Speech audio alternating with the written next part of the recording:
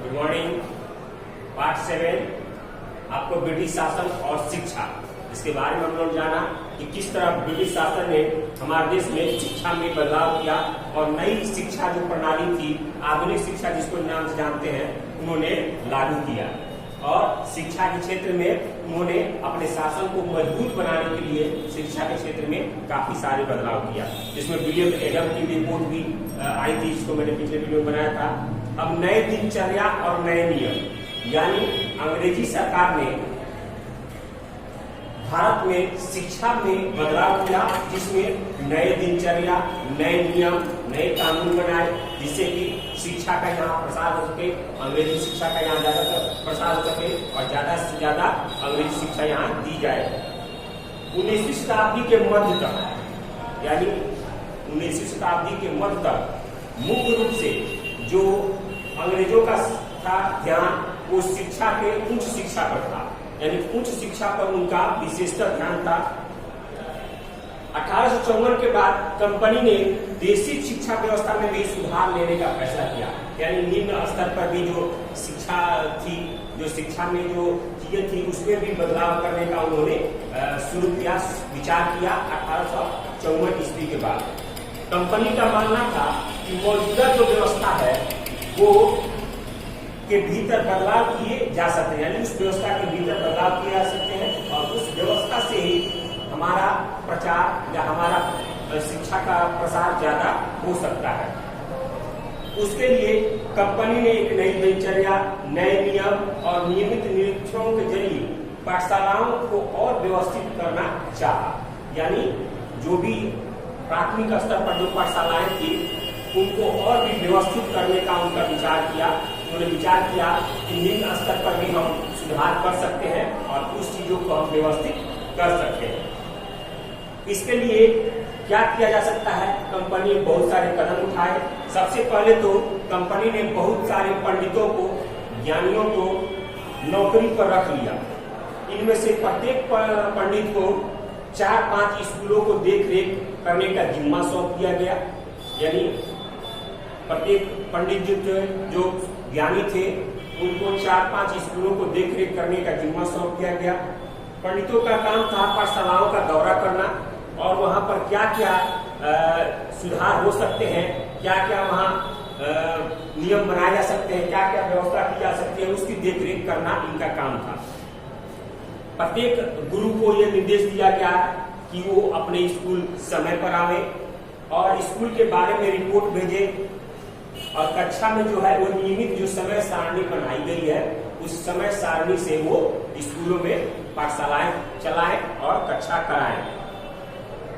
अब अध्ययन पाठ्य पुस्तकों पर आधारित होगा, यानी उससे पहले मौखिक पढ़ाया था, लेकिन इस नियम के बाद जो पाठ्य पुस्तक के आधार पर, पुस्तकों के आधार पर, किताबों के आधार पर उनकी पढ़ाई तय की गई और विद्यार्थियों को प्रगति मापने के लिए वार्षिक परीक्षाओं की रूपरेखा भी तैयार की जाने लगी।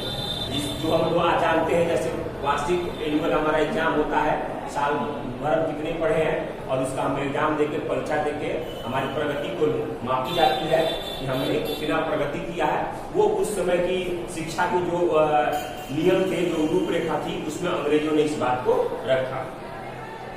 उसके बाद विद्यार्थियों से कहा गया कि वो नियमित रूप से शुल्क दें, यानी फीस दें और नियमित रूप से कक्षा में आए और अपने सीट पर अनुशासन सहित बैठे और शिक्षा ग्रहण करें। विद्यार्थियों को भी, छात्रों को भी ये नोटिस किया गया, ये नोटिस दिया गया कि वो अपने समय पर स्कूल आए, अपना जो जगह है वहां पर अनुशासित बैठे और जो भी शिक्षा है उसका ग्रहण करें और उसके लिए शुल्क भी दें। नए नियमों पर चलने वाली पाठशालाओं को सरकारी अनुदान भी मिलने लगे, यानी अंग्रेज सरकार उनको पैसे भी देने लगी।